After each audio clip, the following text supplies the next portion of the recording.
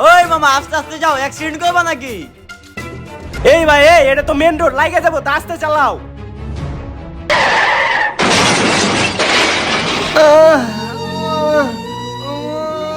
আয় হাই রে, এখানে তো অ্যাক্সিডেন্ট করছে।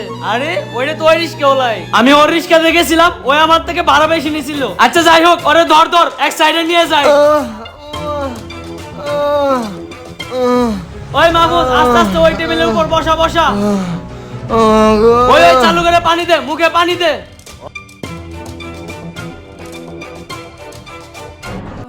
ভাই আপনারা অনেক ধন্যবাদ। আপনি সময় মতো না আইলে হয়তো বা মরে যাইতাম, অথচ আপনার কাছ থেকে ভাড়া বেশি রাখছি, কতই না খারাপ ব্যবহার করছি। ভাই শুনো, তোমার একটা কথা বলি, তোমরা রিস্কাওয়ালারা রিস্কা চালালে রিস্কারে রিস্কা মনে করো না, হেলিকপ্টার মনে করো। তোমরা কি করো, একটু রোদ হলে, একটু ঝড় বৃষ্টি হলে 20 টাকার ভাড়া 80 টাকা নাও, 2-4 গুণ বেশি নাও। এটা ঠিক না।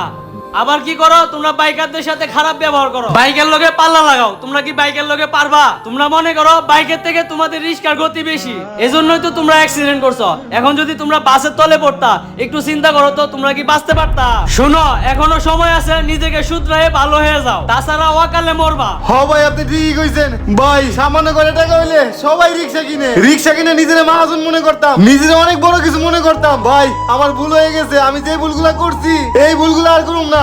ভাই আপনি আমার মাফ করে দিয়েন ভাই। ঠিক আছে, তুমি যেহেতু তোমার ভুল বুঝতে পারছো, এজন্য তোমাকে ধন্যবাদ। আর শুনো, এভাবে বেপরোয়া গতিতে রাস্তাঘাটে গাড়ি চালাও না। এই মাহবুব চল।